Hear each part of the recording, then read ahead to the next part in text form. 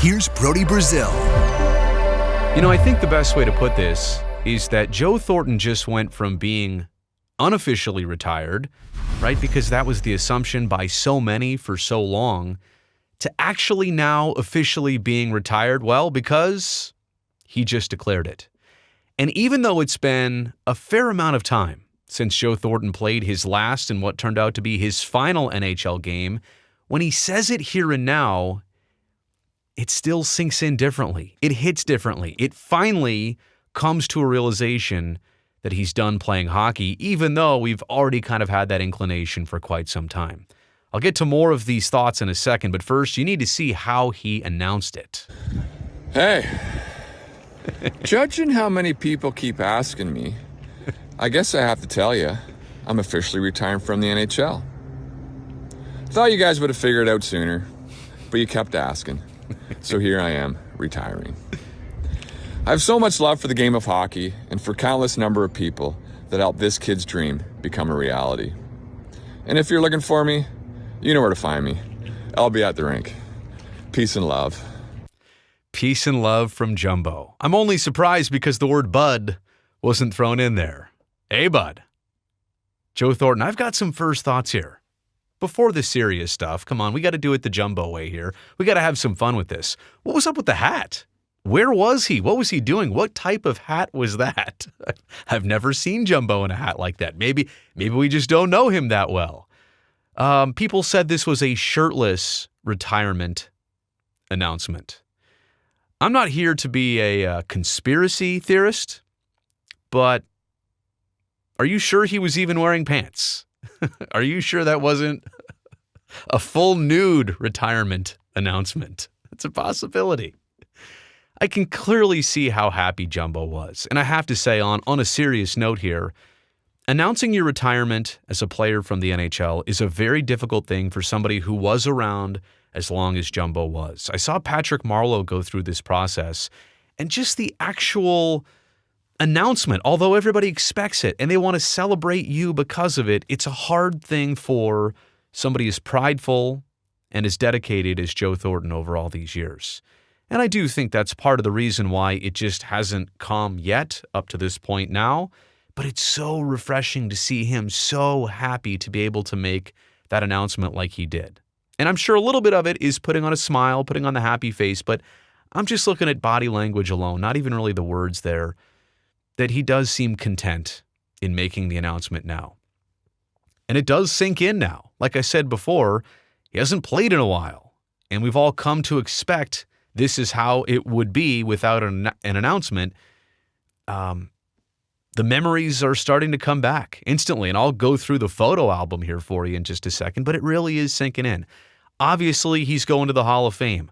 Obviously, 19 is going to be in the rafters at SAP Center right next to number 12. This season, I don't know, but very soon, absolutely. And like he says, peace and love, Jumbo, you can find him at the rink. And I've been seeing him at the rink. There's no question where you can find Joe Thornton pretty much for the rest of his life. I love the fact that he's come back to San Jose. He's made this his home. He's reconnected with the franchise. And hopefully he's got a long future continuing to help out the team. Okay, are you ready to go down memory lane with some photos? This is one of my all-time favorites because I think that's Christian Ehrhoff and Joe Pavelski. I still don't know who is right behind Pavelski there. Haven't figured that one out. But yeah, that's Jumbo and Curtis Brown. Now, what was Curtis Brown ever doing on the ice at the same time as Joe Thornton? This looks like a power play. Brownie, what were you doing out there with Jumbo on the power play? But seriously, though, it's so special how many generations of Shark teammates Joe Thornton had. All the way from the earliest Jonathan Chichu days to Seto to playing with Nabi and Niemi. And the very end of his career with so many great Sharks. I know Brent Burns was one of his big buddies. Very cool that he lasted so long, and not just with one team, obviously coming from the Bruins and ending his career with the Leafs and with the Panthers, but the fact that he was in San Jose for so long and got to see so many generations of Sharks and had an impact on all of them. He also had an impact in the community. That's the good dude Sam Tageson right there, who many years ago was a Shark for the day. And look at Jumbo, the captain, I believe, at that time, the all-star back then, the future Hall of Famer, obviously, the point-per-game player, sitting down with Sam during morning skate. I took this photo. It just goes to show you that even as big time as he was, regarded around the league, he always made time. He always did the right things. And you love him as a hockey player, but if you knew Joe Thornton as a person, it wasn't much different, the admiration. I always loved his relationship with Patrick Marleau. The two respected the hell out of each other, still do, obviously, to this day. And the fact that they had each other, right? And Patty was there first, but when Jumbo came to San Jose, it's not to say that people didn't take the Sharks seriously, but they took the Sharks in a totally different perspective, and it was these two for so many years, and these two really because of each other that stuck around.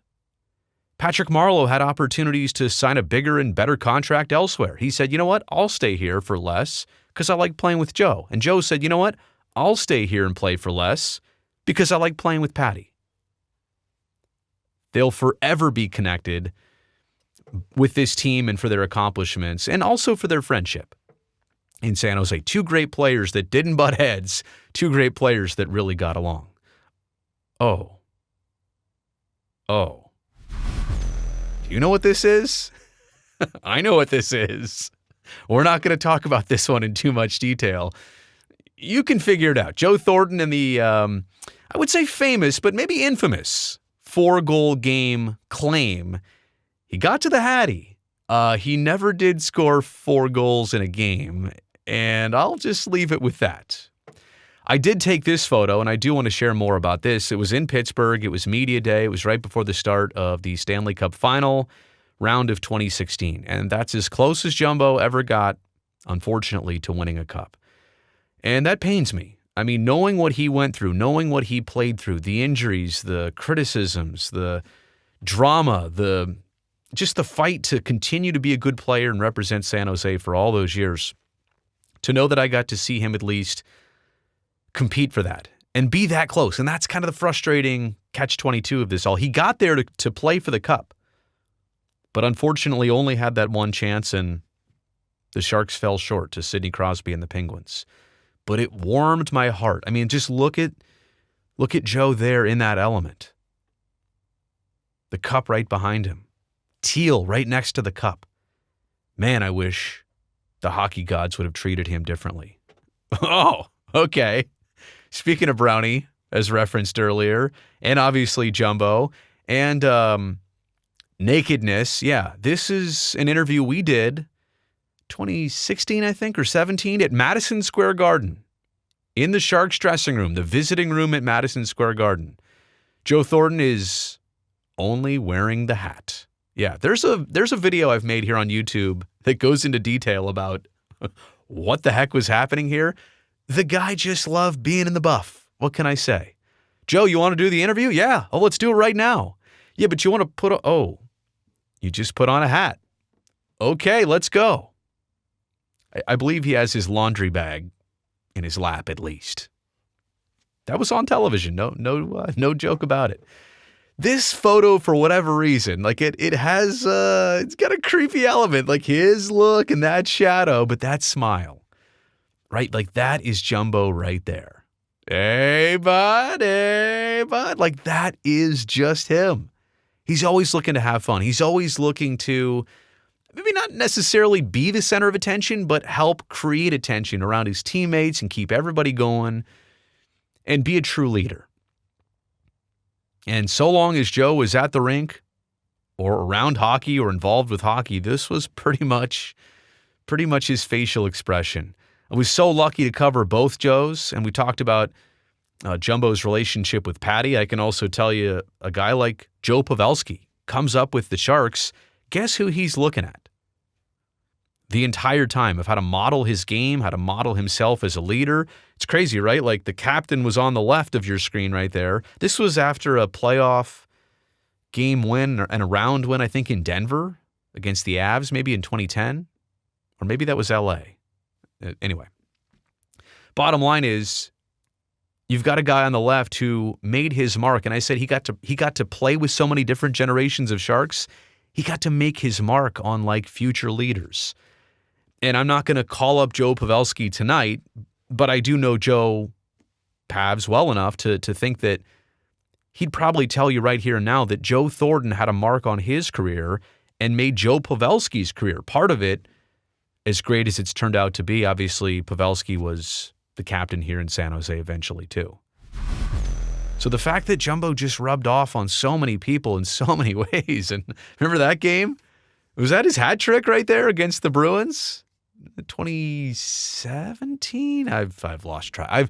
I've completely lost track of all the years at this point. I have to look everything up for dates. I know when they happened, and I remember how they happened. And I remember we didn't have this game. It was nationally televised on NBCSN. But when they showed Jumbo on the bench and he did, yeah! I mean, you rarely saw this from him. And I love the fact that at the end of his career, you saw a lot more emotion from the big fella than ever before. And this is something else that we'll get into. We photoshopped this one. We used to always talk about, oh, shooters shoot, right, Jumbo? The guy never shot. Even sometimes when he would score, you're like, oh, he was passing it towards the net and it just went in. Obviously, we're joking, but for a guy to make his mark and be a Hall of Famer based on passing, right? He could score, and he was a very productive player. I mean, like I said, point per game for most of his career. Most of those points came on assists, but of course he could score the puck too. But to be known as a helper, to set up your teammates, I mentioned before Jonathan Chichu, Devin Setaguchi, how many players were on Joe Thornton's line or Joe Thornton's power play unit and just benefited by the goals that he would set you up for. Shooters shoot. Hey, Jumbo? And yeah, just the fun side, right? Jumbo grabbing the camera, which obviously that was not his. Maybe somebody on the social media team. I love that photo, right? He wasn't afraid to kind of have some fun when it was time. When it was time to work, he's working. When there was the chance to have fun, he'd have fun. And speaking of emotions, I think this might be the last image, but this was last season at Patrick Marleau's jersey retirement ceremony. And you know the reason why Jumbo's getting emotional here is because he hadn't announced his retirement yet. We all assumed it, like I said before, and I'm starting to feel this too. Like he could see in the moment that this was his future too.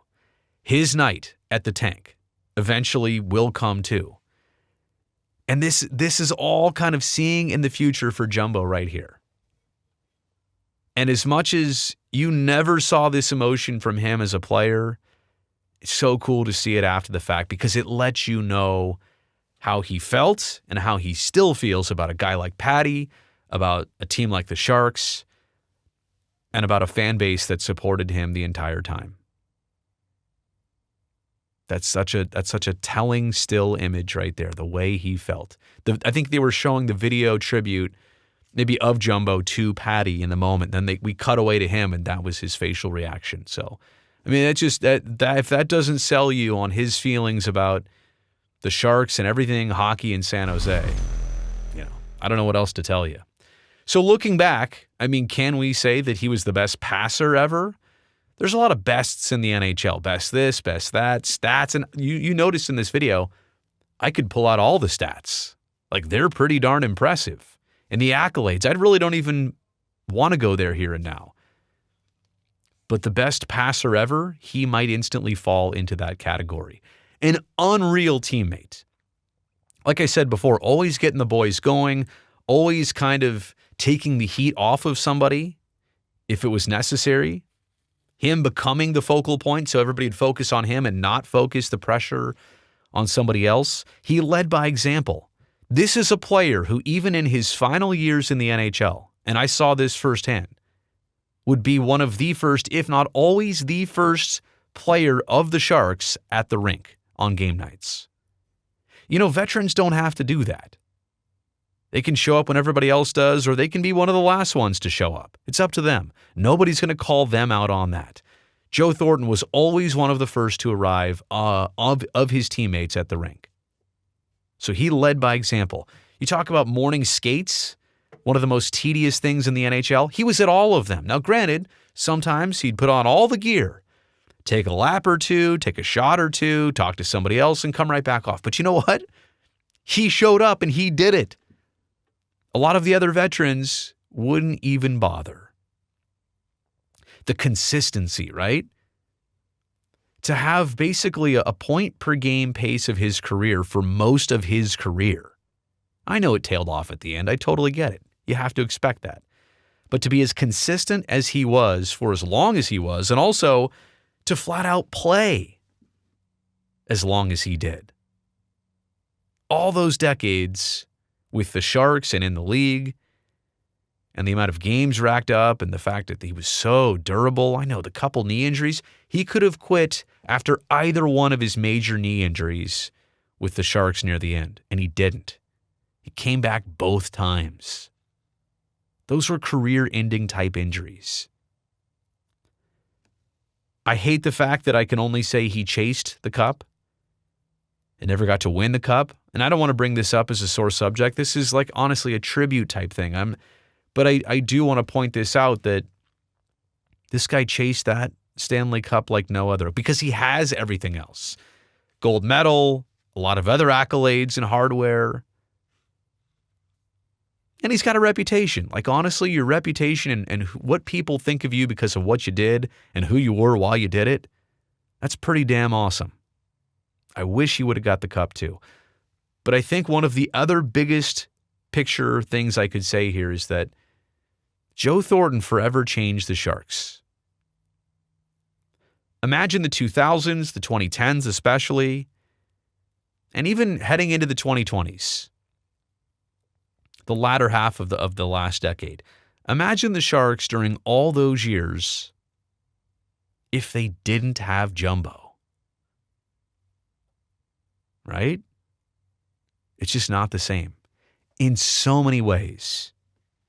In so many ways.